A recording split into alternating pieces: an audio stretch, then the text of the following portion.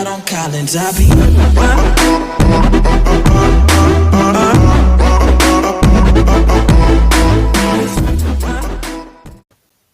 Hello everybody, welcome to the channel, and today I'm going to be doing a tutorial on a frequently asked question on people who are typically new to Chromebooks and new to using Chrome OS.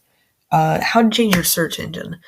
This is a question asked frequently because most people know to this day that Google has a lot of RAM. Though with the best search engine results, it has a lot of RAM, very slow, and it stores your information and keeps it tracked for a long time.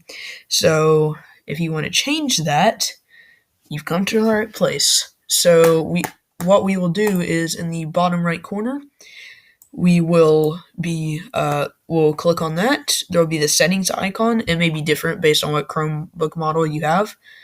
We'll go to settings. Let's make this full screen so you guys can better see it. You can scroll all the way down and try to find it, but you can just use this hotbar search engine. It'll be preferred search engine. It'll be this top one.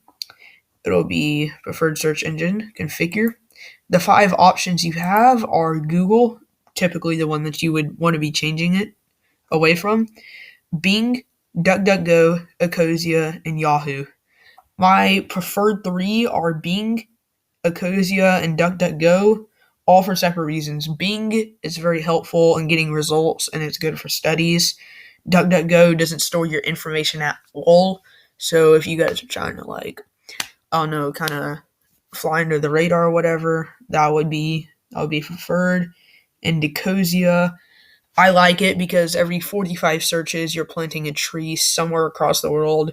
So I think that is astronomical, and I think that's awesome. Mine is already Ecosia, but let's say we want to change it to Bing. We will go to that, we will hit done, and we go to Chrome OS. It should be Bing.